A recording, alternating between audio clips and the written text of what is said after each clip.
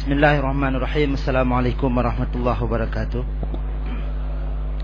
Pada Abu Budai kamu yang kamu muliakan, nalheboh pertanyaan yang ingin kamu tanyakan, tapi mungkin di luar dari materi yang tak kaji saja Abu.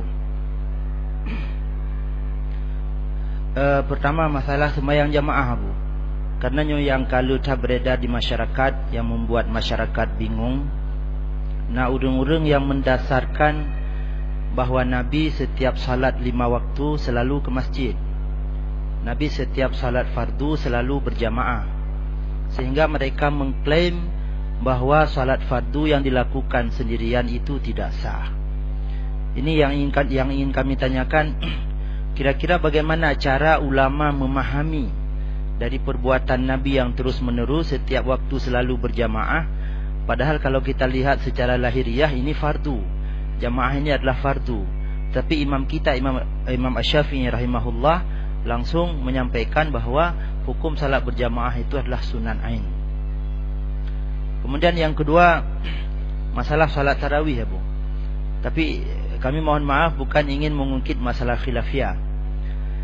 Di mana kita tahu bahawa 4 imam mazhab dan juga imam-imam besar yang lain sepakat bahawa para sahabat mendahirkan perbuatan Nabi. Pada saat itu tidak ada yang tahu berapa rakaat jumlah rakaat salat Nabi, jumlah rakaat salat tarawih, kemudian didahirkan oleh para sahabat. Sementara sekarang ada oknum-oknum ustaz yang memvonis bahawa salat tarawih 20 rakaat itu bid'ah. Diada-adakan, sahabat merubah perbuatan Nabi. Nabi melaksanakannya 8 rakaat dengan membawa hadis Jabir atau hadis makana Rasulullah sallallahu alaihi wasallam yazidu fi Ramadan wala fi ghairi ala 11 rakaat. Ini bagaimana jalan keluarnya Abu? Bagaimana caranya kita meyakinkan masyarakat bahawa perbuatan sahabat tersebut adalah mendahirkan perbuatan Nabi.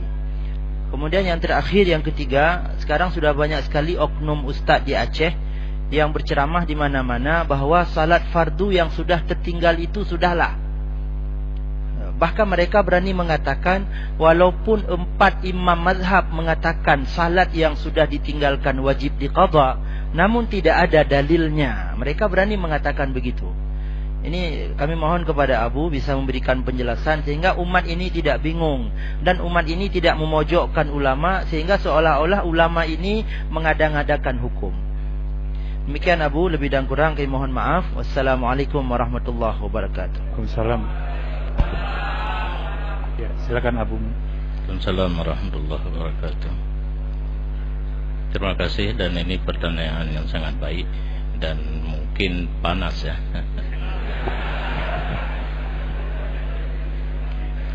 Yang pertama tentang masalah salat jamaah. Memang dalam sejarah Rasulullah tidak pernah meninggalkan salat berjamaah di salat fardu. Tetapi kenapa para ulama tidak mengatakan wajib ataupun fardu ain? Yang saya ingat tentang hukum salat berjamaah ini ada tiga pendapat ulama dalam mazhab kita Syafi'i. Ada yang mengatakan fardu ain, memang kalau tidak berjamaah tidak sah salat. Ini kemungkinan penganutnya banyak di Mekah dan Madinah. Kita lihat di 2 kota suci itu di saat azan mereka terus tutup pintu kedai, tutup kedai, tutup toko. Dan mereka kadang di emperan gitu nah. Di emperan toko itu pakai sajadah ikut jamaah ke Masjidil Haram atau ke Masjid Nabawi. Sedangkan dalam hukum kalau jauh lebih 300 meter ini enggak sah ikut. Kalau 300 hasta bu meter, hasta lebih 300 hasta tidak sah ikut. Kalau kita Syafi'i ya, kalau di dalam 300 hasta sah tapi tidak dapat pahala. Jadi mereka mungkin tidak mengejar pahalanya tapi mengejar kewajiban, karena tanpa berjamaah tidak sah salat. Pendapat yang kedua adalah fardu kifayah. Artinya di setiap tempat, apakah itu sekarang kampung, belum yang di bawah kampung ya, dusun, kemasjidan, kemukiman, harus ada salat jamaah yang nampak Tidak boleh sembunyi-sembunyi, tidak boleh di rumah, di menasah, di musalla, di masjid harus ada jamaah. Kalau tidak, semua penduduk kampung tersebut berdosa. Tapi dengan adanya Tengku Imam sama Bilalnya udah gugur fardu kifayah. Lain-lain nggak usah, di rumah aja. Ini keringanan. Yang ketiga adalah sunat muakkad. Ini yang sangat menguntungkan kita. Nggak salat pun nggak apa-apa. Kalau salat dapat pahala. Yang kita beramai-ramai ke situ saja. Ikhtilafu ummati rahmah. Berbeda pendapat ulama itu merupakan rahmat bagi kita. Kalau pingin untuk yang berat, ya ke pendapat yang fardu ain. Jadi mudah-mudahan pemahaman para mujtahid ini sebenarnya kita nggak usah sampai ke situ. Di mana para mujtahid itu memahami daripada perbuatan Rasulullah yang berkelanjutan itu kepada hukumnya sunat. Karena ada di antara praktek tata cara beribadah Rasulullah yang merupakan khas atau khususiat, keistimewaan bagi beliau. Kalau nggak salah, witir itu wajib bagi Nabi. Kita nggak diwajibkan witir. Jadi nggak perlu kita apa yang Nabi kerjakan terus menerus itu divonis kepada wajib. Itulah keuntungan bagi kita ada 3 pendapat para ulama. Yang kedua, apanya? Tarawih. Tarawih masa Rasulullah cuma 3 malam. Kalau nggak salah 23, 25, 27. Betul apa salah tuh? Kurang ingat juga. Setelah itu masa Abu Bakar nggak ada. Di awal-awal Khalifah Sayyidina Umar pun tidak ada. Setelah Sayyidina Umar melihat di masjid banyak yang sembahyang sendiri-sendiri, timbullah ijtihad daripada beliau untuk disatukan. Yang laki di satu tempat, yang perempuan di satu tempat. Sayyidina Umar memerintahkan untuk sembahyang 20 rakaat. Tentang kenapa Umar memerintahkan salat tarawih 20 rakaat, memang yang Rasulullah kerjakan 20. Cuma sayang, Jabir yang meriwayatkan hadis Shalla bina itu datang di malam yang terakhir dan terlambat di saat tinggal 11 rakaat. Jelas kan? Berarti orang yang salat 8 ya ikut Jabir, bukan ikut Nabi, bukan ikut Umar. Tapi sayang, Jabir hidup di masa Khalifah Sayyidina Umar. Dia tidak ingkar terhadap perbuatan Sayyidina Umar, bahkan dia salat 20 rakaat. Maka kenapa dia ngomong 8? Mungkin yang dia dapat masa Rasulullah 8 karena terlambat datang. Kali 12 rakaat. Kali 12 rakaat lumayan terubatnya mentemung 8. Namanya witir aja. Shalla bina Rasulullah sallallahu alaihi wasallam samania rakaatin summa utara. Gepegah lagi na kan. Urang galak pegah apa? Kayak kita nyawa kana cik. Yang mesti na yang enohatro atra bunuh anak itu mai dengar. Gepegah aju ada yang dengar duduk padahal mentangkuk ngata bunuh anak itu pun yang telatro. Maka na urang kuat pegah apa? Pak yang kedua pegah aju kamu ya apa babu mudi bunuh nyo pegah. Ya tahu ram mana dengar. Lalu urang awal itu sampai sendiri kepada gua anak pegah apa itu kero. Masa Rasulullah lagi yangkan. Cuma yang kamu pikir-pikir pakan Jabir hana karu wate Sayyidina Umar sembahyang 20. Orang lain yang baca Jabir yang 10 tahun ke kedih karu. Mujtahid bamput hana 8-20. Pada saat datang pembaharuan, karame orang cara mungkin karame orang je baca hadis, boh je terjemah hadis bayang galak pegah ada hukum baru nyahina rela katanya. Pakai nang rogop Malaysia Brunei keng hana ke perlu Syafi'i. Itanya ke perlu tawa kira droga agamu Syafi'i pi agama grup-grup laju karena agama. Padahal kadang-kadang meraba ada Ibnu Taimiyah, ada punya yang karang Subulus Salam kan. Ada yang tarawih 8 dalam Nailul Autar dan Subulus Salam. Ini kitab-kitab muktabar yang nadi dayah hana. Ilo hirun cik. Patelun bergelah pul kitab yang Anatut Talibin atau Fathul Mu'in. Di antara sembahyang yang disunatkan berjamaah sembahyang tarawih. Dianya tarawih itu 20 rakaat. Ibarat kitab. Aku tulis hadis Shalla bina. Ya Allah lam hadis 8 pakai itu bid. Matan kitab 20. Rupanya gebelah tu ke kena. Hadis Shalla bina yang hanjit tajak ke dali bilangan rakaat karena nasabah tu hadis Shalla bihim 20 rakaatan. Nabi bersembahyang dengan para sahabat 20. Nah, sahabat itu hadis. Dari segi bilangan rakaat terjadi ta'arud ataupun tanakut. Nah, kaedah usul idza ta'arada tasakata. Apabila menentang tidak boleh diambil sebagai dalil. Kedua-duanya hadis itu tidak boleh diambil sebagai dalil tentang rakaat tarawih. Kenapa ditulis? Rupanya hadis salabina li ulama yang karang kitab Fathul Muin geba ke dalil sunat berjamaah. Sebab salla bina ba lil ilsaq majazi, artinya lengket, tapi lengketkan lengket mukamat muno, lengket antara imam dengan makmum 3 hasta jaraknya, enggak boleh lebih. Dengan teman jamaah dia lebih leha dengan imam dengan sah pertama, sah kedua dan seterusnya leha dia lebih hanafala. Ini yang kai burung pegah jari entah mentangnya hendak tahu pegah biasa imam jauh. Nyo na leha garis. Nyamnya leha apa? Timnya imam kena gedangnya ka hanafala ju. Menyana truk guys. Yang baik lebih. Nyanban yang tarawih menurut pemahaman kamu di dayah. Tapi atra urangnya kamu juga yang hinan teman. Salabina je makan ayat itu je mesti. Tapi salabina nya hanje ke dali bilangan rakaat, makan ayat itu yang dali witir. Sebabna fi Ramadana wala fi ghairihi, masa ada tarawih di lain bulan Ramadan. Mamnya tanya nak apa? Lun sering lembuh contoh lagi anak mi puasa 3 euro kan? Dang 20 ya 8 mentang hana buku si baik karu-karu. Tabatik pun mana? Allah punya masalah kata semayang dari melasahkan kau roji. Urangnya hang gepegah hana wajib kata semayang. Na ayat Quran yang dicuba tabo dan tabo tu hadis. Yang pegah dari urangnya ile. Tabai kamu daya Quran mah. Atadro muji atago piji. Tapi sayang urangnya kadang ada tanya anjir. Bismillahirrahmanirrahim. Qul lil ladzina kafaru iyantahu yughfar lahum ma qasalaf.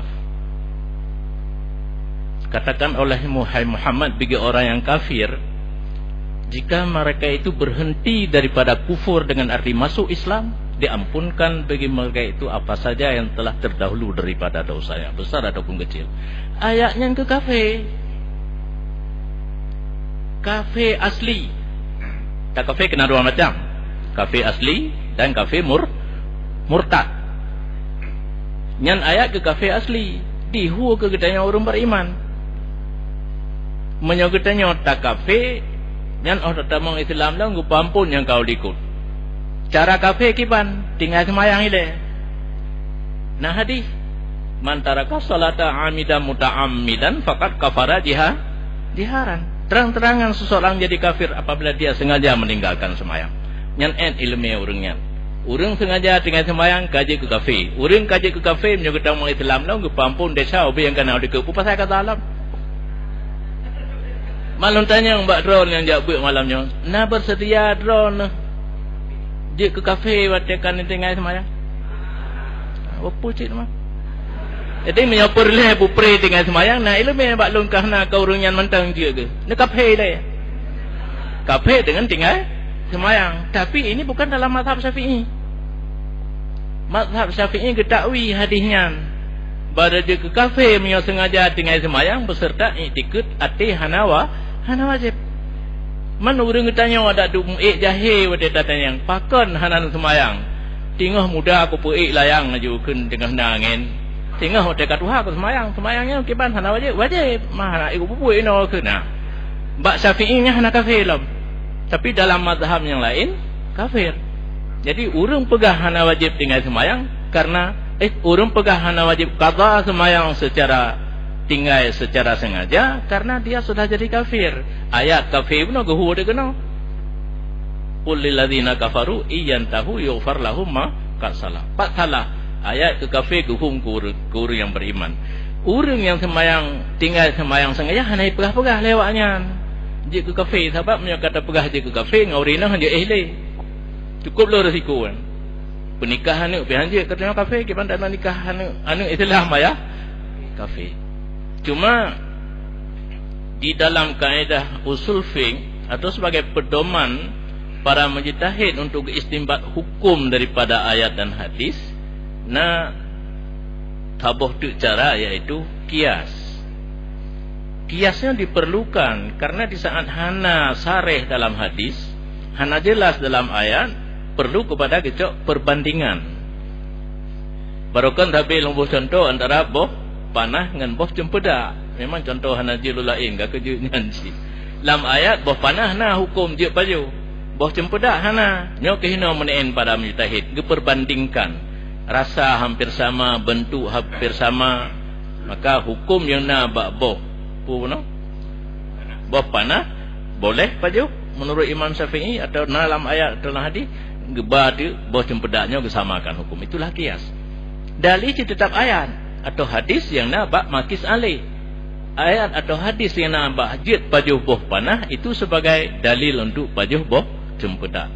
Jino secara logika dalam satu hadis man nasiya man nama am salatin au nasiyaha fal yusalliha idza zakaraha.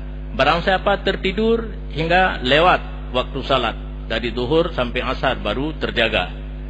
Au nasiyaha tua, biasa tua kaum ibu yang mbak uro pesta reh jame kagesuk pakaian adatnya je nya hanji leleh ya.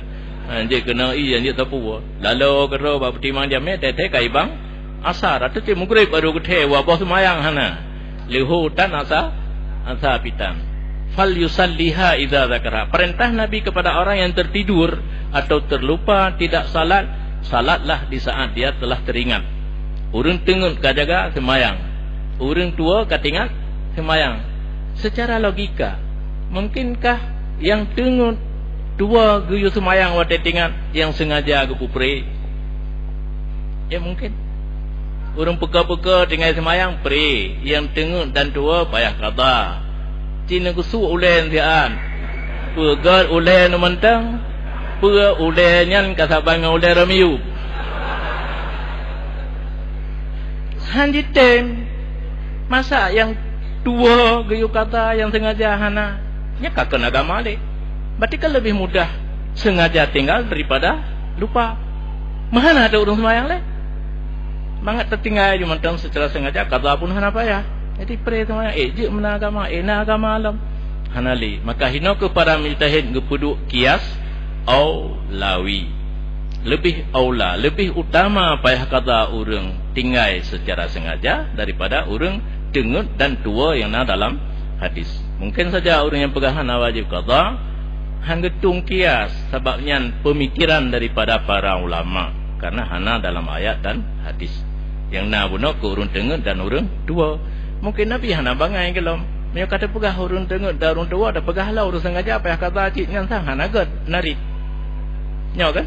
Mesti le pegah nya sosok yang tua semayang kata, sosok yang tengut semayang kata, sosok yang sengaja kata pegahlah. Hana payah pegah le. Bisa dipahami secara lebih utama, lebih aula. Ya kamu hidayah. Kabeh. Baik, terima kasih. Tadi yang sudah berdiri, persilakan. Tolong di ya. Assalamualaikum warahmatullahi wabarakatuh. Nanlun Mursyidin, mahasiswa yang belum muliakan Abu. Dari lanjutan dari tengku yang dikeanyo temannya, nyo tentang sembahyang tarawih. Tadi selama lun udah di mana aja selama apa tunyo, tadi sembahyang tarawih na yang per rakaat 3 salam Abu. Tadi na program rian ni no. Lenyan yang la ilom na ngon lun dimudi gepegah sia gudanya je baju Abu. Nah konfirmasi Abu itu kata. Nah yang pegah sia kuda je baju. Yang lun depu si zebra yang je baju. Cuma yang kalinya nah yang pegah sia kuda je baju. Mailu anak ilmu long kenan. Selanjutnya Abu nyok kiban tak jawab apabila orang ketanya keput sembahyang i'adah lehu oleh Jumaat. Nah yang pegah keput tak sembahyang lah ijazah nya kan sunat. Dan sunat ji per rakaat keput lagi kan. Pu ke sembahyang ketanya bunuh hanasah atau kiban. Berarti menya hanasah berarti tanya hana yakin sembahyang ketanya. Makanya tak kata sembahyang sunat i'adah lom. Yang keput kiban cara tak pernikah orang yang menzina tapi kalau hamil sah Abu? Tak menikah orang tapi orang menzina tapi kalau hamil kiban nikah haji sah atau hana Abu? Sekian, terima kasih. Kami informasikan juga kepada Abu Mudi bahwa hubungan yang ditanyakan tadi ada juga beberapa pertanyaan masuk melalui SMS. Berarti dengan dijawab oleh Abu nanti tidak disebutkan lagi pengiriman pertanyaan tersebut. Tafadhal ya Mukarram. Terima kasih. Kedua, tentang tarawih 4 rakaat sekali salam di kitab yang kamu pelajari di Hidayah tidak sah, karena mereka mengambil dalil witir juga. Karena ada hadis juga salatul laili masna masna, sembahyang malam itu 2 rakaat, bukan 4 rakaat. Sia guda awak tak kengon begah halu. Jiat baju sia guda bahkan di tekengon nasub kuda. Cuma yang hanji kekerubun. Nah sabah malam bak rumah pestanya mungkin di satu tempat nabut di kampung. Tengku yang semua buatnya kaling lung SMS lah ke orang lain. Kelun halai tamu SMS lun dengar. Orang tutunya na orang tanya jit tak kerubun kuda. Hanji karena kerubun dalam Al-Quran kata-kata Al-An'am. Al-An'am itu tersimpan, terhasar pada ibil, bakar, ghanam, unta dan segala jenisnya, nok-noknya, bakar, lembu, kerbau, ghanam, kambing, biri-biri, kibas dan sebagainya. Jadi hanaruh unta menyepajuh jid halal. Masalah yang ada zuhur dalam kitab fikih lehbah hukum semayang zuhur wadali semayang Jumat. Yang pertama, yakin sah Jumat, haram iadah zuhur. Yang kedua, yakin tidak sah Jumat, wajib iadah zuhur. Ragu-ragu tentang sah Jumat, sunan iadah zuhur. Yang menulis dalam kitab. Main yang bab-bab tu macam-macam, yang panggalak roh begah juga. Mampu nak tanya yang datihnya lom tu tanya yang lom, yang kaja hukum ni dah. Berbah nak pula. Syarat nikah matan takrib kita yang matang hana apa hadis. Kan je mana? Sebab ikamu hidayah yang jaring-jaring tat. Cuma ilung je ilung karena untuk terhadapi lawan yang pemain ayat hadis harus je. Nya luncuk ibarat matan takrib menteng. Gelasa. La yasihhu nikahu illa bihuduri waliyin wa syahidai adlin. Tidak sah nikah kecuali dengan hadir wali dan 2 orang saksi. Tidak dinyatakan di situ perempuan itu jangan berzina dulu. Bahkan liah menzina hamil pun sah, cuma haram. Karena sah haram dia musapan. Sah dari segi ijtima' syarat dan rukun, lengkap syarat dan rukun dikatakan sah. Haram karena melangkahi perintah yang harus dijaga, yaitu urinang wadada penikah berdalam keadaan kosong rahim. Menyoh rahim kama atau haram, tapi sah karena sip syarat dan nawali nasaksi sah. Tapi bu tanya haram karena anuknya filubuh empon filubuh. Ikamu didayah filubuh. Enggak jelas anak siapa. Apakah anak suami yang menikahi perempuan tersebut atau anak dengan si pezina. Maka paling enggak menyoka hamil prehile sampai lahir, menyohana hamil hana masalah, hana puda preh. Menyoka tak penikah si golom melahirkan harus diumumkan kepada masyarakat desa bahwanya benar-benar ledol masyarakat anak di luar nikah dan harus berantai. Artinya uke wasit muwasit aja.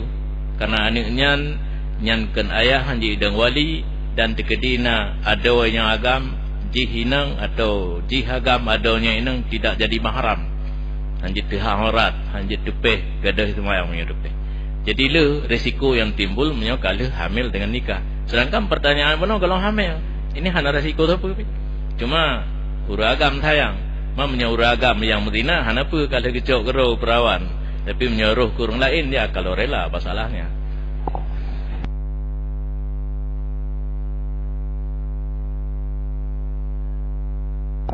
Ya, melalui biar tertib karena kita pengajian ini supaya bisa lebih banyak mendengar. Sudah selesai pertanyaan yang kedua. Ya, silakan. Dimintakan ini kita rubah kalau bisa pertanyaan satu gitu, diberi kesempatan yang lain. Silakan. Assalamualaikum warahmatullahi wabarakatuh. Abu yang mulia, hadirin yang berbahagia, Tuan Muhammad Idham dari Darussalam. Mungkin pertanyaannya ka pernah gedanya yang leurum sebelum ji. Tak kala le hamba Allah gak merono ojo-ojo Abu. Ya. Pu Eropa, Amerika dan sebagainya. Ke negara tanya mante negara gob lagi nyansin. Tetane yang pernah merono filsafat Islam. Dua tahun, hitung kagawa dengan membawa gelar lah. Belajar Islam ke negara-negara Eropa atau Amerika. Nah, terus gua kena kitab suci Al-Quran yang merupakan kitab suci agama katanya urang mahadas yang katanya depa menyentuh pun tidak boleh. Sementara urangnya gegiduk-giduk gelambung-lambung bahkan gegila-gila. Gepegahnya yang lon giduknya kan Al-Qurannya adalah tulisan manusia. Sementara Al-Quran yang sesungguhnya Nadillah Mahfud. Ada tatanya yang kiban deman Quran Allah Mahfudnya nak kita pegah cik. Jadi Abu, kamu mohon petunjuk apa kiban cara kan tak ingat urangnya mungkin hak ida ingat le kerana wah ke bawah peng le tham yang patih habaq tanya urut kena lom. Urang lain supaya abek sesat lagi agaknya Abu. Nyan kamu mohon petunjuk daripada Abu. Mungkin orang manteng untuk kemaah. Assalamualaikum warahmatullahi wabarakatuh. Silakan Abu. Terima kasih. Tentang Al-Quran ini kan ada dua. Al-Quran ada yang kalam zati, yang biasa pegah hana huruf dan hana muswaranya yang nabak zat Allah. Kemudian zaman masa Rasulullah, Khalifah Abu Bakar dan Umar, manteng Quran itu di hafal hana geduli. Duda masa Khalifah Sayyidina Utsman, beliau berijtihad karena letak hafid dan qura yang meninggal dalam peperangan. Getakun sabah saat Al-Qurannya gada hanali orang yang hafal, maka ge tulis dengan khat Utsmaniyah padanya Al-Quran. Posisi Al-Quran yang getulisnya pi ge hormati badanya. Karena dalam Al-Quran kena kata-kata la yamassuhu illal mutahharun. Yang hinopi le urang yang giduk-giduk Quran yang gepuwa hunyan gedeh ba yang bazat Allah. Banyak dipikirlam.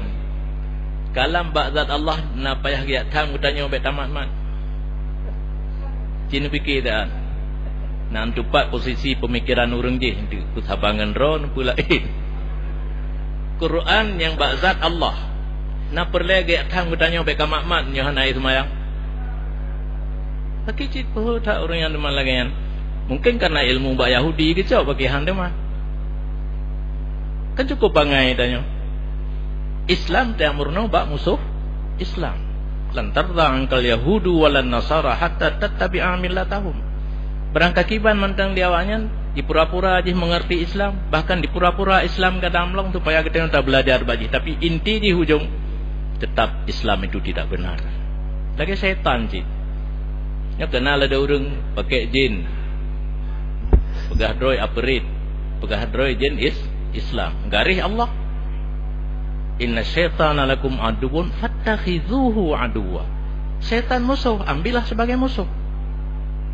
Beta pegat sebagai panutan tanya. Kedali bena salah leh dilikur oleh ukuran najul fa Quran. Tanzilum mir rabbil alamin pa itu kan. La yamassuhu illal mutahharun. Tanzilun yang dikepuku itu. Jadi yang getegah ada yang hangga bimat menyahana suci Quran yang diturunkan. Karena Al-Quran turun daripada Lauh Mahfuz kepada Baitul Izzah yang sekaligus. Dari Baitul Izzah turun kepada Nabi dalam jangka 22 tahun lebih menurut keperluan. Dan hana sesuai lagi susunannya dalam Al-Quran. Al-Quran kan surah Al-Fatihah pun padahal yang turun kepada Nabi Iqra. Dan yang terakhir wattaqu yawman turja'una fihi ila Allah. Kan al-yawma akmaltu lakum. Jadi Al-Quran yang mutulih kedali dia hormati bagainya dengan kata Allah sendiri la yamassuhu illal mutahharun sebagai kitab suci. Padahal kitab suci benda yang suci hanya disentuh oleh orang yang hana suci. Kemudian nasabah ta'wi itu ba orangnya la yamassuhu illal mutahharun yang khabar tidak pernah menyentuh akan Quran di Lauh Mahfuz kecuali malaikat. Yang nyata pegat lam untuk nafi bukan lam nahi. Para mujtahid geistimbat hukum hinan la nahi larangan tidak boleh bukan tidak menyentuh. Jadi na dua buah Quran, na Quran ba Allah Mahfuz, na kalam ba zati ba Allah Taala, na Quran yang ka getulih muhuruf muswara oleh Sayyidina Utsman yang pegat sebagai pedoman. Yang dalam istilah kitab bukan Quran yang menulisnya dal.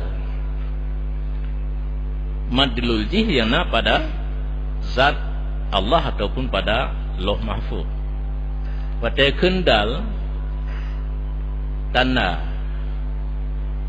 kena itu tutur le digelang ijamirah yang ijamirah sebagai dal tempat sesuatu yang menunjuki kepada tutur le yang rela kembali ijamirahnya kedibat tutu tapi ijamirahnya perlu diamati baik umpangkana ijamirah tak lok-lok sudah taju karut jurang karut bak tutu yang patah.